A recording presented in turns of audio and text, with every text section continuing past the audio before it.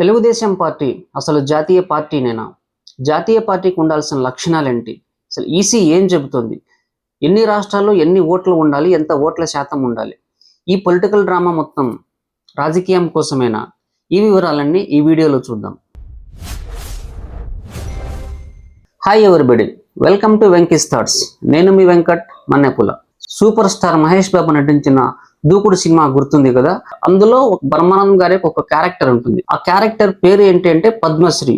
అందులో ఆ క్యారెక్టర్ పద్మశ్రీ అనే పేరు ఎందుకు ఇచ్చుకున్నారు అంటే ఆయన సొంతంగా ఇచ్చుకున్నాడు బ్రహ్మానందం. ఎందుకు అంటే తను గొప్ప నటుడు అని, తనను ఎవరు గుర్తించటం లేదు అని, అందుకే తనను తాను పద్మశ్రీ అని పిలిపించుకుంటున్నాను, ఆ పేరుతోనే అందరు నన్ను పిలవాలని అనుకుంటూ ఉంటాడు.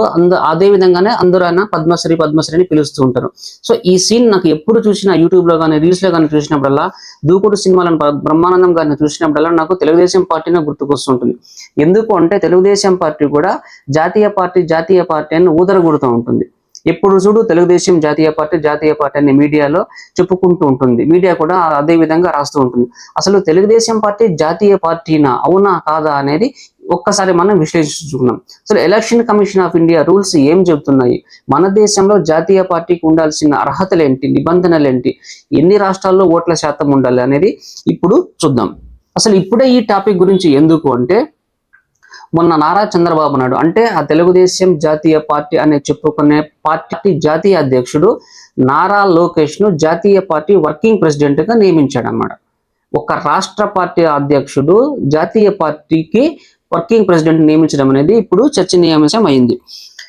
అసలు జాతీయ పార్టీకి ఉండాల్సిన లక్షణాలు ఏమిటి అంటే 3 రూల్స్ ఉన్నాయి. Election commission of India 3 rules చెప్పింది. అవి ఏమిటి అంటే, ఈ 3 రూల్స్ లో ఖచ్చితంగా ఒక రూల్ ఖచ్చితంగా పాటించాలి.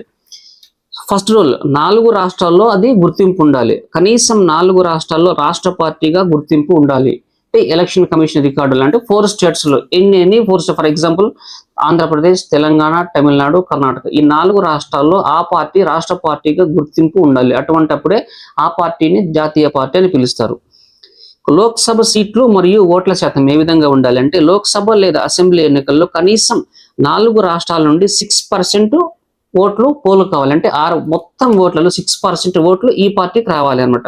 దానితో పాటు కనీసం 4 ఎంపీలు, లోక్సభ సభ్యులు కనీసం 4 ఎంపీలు ఉండాలి ఏదైనా రాష్ట్రం లేదా రాష్ట్రాల నుండి. అంటే 6% ఓట్స్ ఉండాలి, ప్లస్ 4 మెంబర్స్ లోక్సభ సభ్యులు ఉండాలి. దీన్ని ఇంప్లిమెంట్ కావాలి. అండ్ థర్డ్ వన్, సార్వత్రిక ఎన్నికల్లో లోక్సభలోని మొత్తం సీట్లలో కనీసం 2% సీట్లు అంటే 2% సీట్లు, అంటే లోక్సభలో ఉన్న మొత్తం సీట్లలో 2% అంటే 543 సీట్లు ఉంటే అందులో 2% అంటే 5 to 10 అంటే ప్లస్ 11 అంటే 11 సీట్లు ఉండాలి. ఇక్కడ లోక్సభలో ఈ 11 సీట్లలో కనీసం 3 రాష్ట్రాల నుండి ఉండాలన్నమాట. కనీసం 3 రాష్ట్రాలు. ఫర్ ఎగ్జాంపుల్ ఏపీ నుంచి 9 సీట్లు ఉన్నా ఇంకా మిగతా 2 సీట్లు రిమైనింగ్ స్టేట్స్, ఫర్ ఎగ్జాంపుల్ తెలంగాణలో కానీ, కర్ణాటకలో కానీ, తమిళనాడులో కానీ ఈ విధంగా ఉండాలి. అంటే ఈ 3 రూల్స్ ను అప్లై అయితేనే ఆ పార్టీకి జాతీయ పార్టీ అనే హోదా వస్తుంది. కానీ తెలుగుదేశం పార్టీకి ఈ 3 రూల్స్ ఏవీ లేవు. ఉన్నది కేవలం ఆంధ్రప్రదేశ్లో మాత్రమే అది రాష్ట్ర స్థాయిగా ఎన్నికల్లో పోటీ చేస్తున్నది. మహా అయితే కొన్ని సంవత్సరాల క్రితం తెలంగాణలో పోటీ చేసినంత ఈ 2 రాష్ట్రాల్లో మాత్రమే అది ఉన్నది. అంటే రిమైనింగ్ స్టేట్స్ లేదు కాబట్టి ఆ పార్టీకి జాతీయ హోదా అనేది లేదన్నమాట. ఈ రూల్స్ ఏవీ లేకుండా జాతీయ పార్టీ అని చెప్పుకుంటూ దూకుడు సినిమాలో పద్మశ్రీ క్యారెక్టర్ ను ఇది గుర్తు చేసుకుంటూ ఉంటుందన్నమాట. అట్ ప్రెసెంట్ ఈ రోజు ఈ క్షణంలో మన దేశంలో జాతీయ పార్టీలు ఏ ఉన్నాయంటే, BJP, Congress, CPM, BSP, National People's Party, Aam Aadmi Party మాత్రమే మన దేశంలో 6 జాతీయ పార్టీలు ఉన్నాయి. 6 పొలిటికల్ పార్టీస్ నేషనల్ పార్టీస్ గా ఉన్నాయి. అంటే as per election commission of India rules ప్రకారం అనమాట. మరి భారత ఎలక్షన్ కమిషన్ ఆఫ్ ఇండియా ఇది జాతీయ పార్టీగా చెప్పుకుంటుంది కదా, మళ్ళీ వీళ్ళ పార్టీ మీద ఎటువంటి యాక్షన్ తీసుకోదా అంటే తీసుకోదు. ఎందుకంటే వాళ్ళకి ఎటువంటి ఇబ్బంది లేదు, వాళ్ళకి వచ్చిన సమస్య కూడా లేదు. వీళ్ళు చెప్పుకుంటున్నారు కాబట్టి అటువంటి యాక్షన్ అట్లాంటిది ఏమీ లేదనమాట.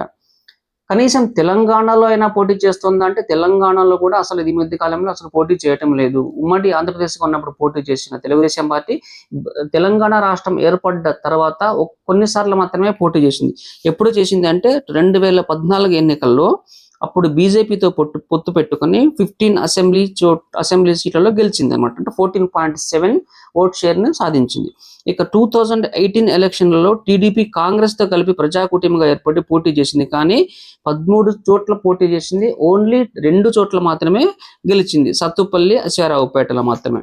ఇక 2023 ఎన్నికల్లో అసలు టీడీపీ అనేది పోటీ చేయలేదు.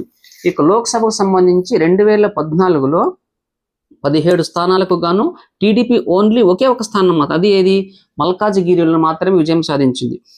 సో జాతీయ పార్టీ అని చెప్పుకునే తెలుగుదేశం పార్టీలో చాలా మంది తెలంగాణ నాయకులు ఆ పార్టీని వదిలిపెట్టి అటు బీఆర్ఎస్ కానీ లేదా కాంగ్రెస్ పార్టీలో కానీ చేరి వాళ్ళ పొలిటికల్ లైఫ్ను డెవలప్ చేసుకున్నారు. దీనికి ఉదాహరణ ప్రస్తుత ముఖ్యమంత్రి రేవంత్ రెడ్డి అన్నమాట. రేవంత్ రెడ్డి గతంలో తెలుగుదేశం పార్టీలో ఉన్నాడు. తెలుగుదేశం పార్టీలో ఉండి ఆ తర్వాత తెలంగాణ రాష్ట్రం వచ్చిన తర్వాత అందులో ఇంకా భవిష్యత్తు లేదని భావించి కాంగ్రెస్లోకి వచ్చి కాంగ్రెస్లో కష్టపడి ఇప్పుడు ముఖ్యమంత్రి అయ్యారన్నమాట. అది ప్రస్తుతం తెలుగుదేశం పార్టీ పరిస్థితి. ఇది ఫ్రెండ్స్ ఈనాటి పొలిటికల్ టాపిక్.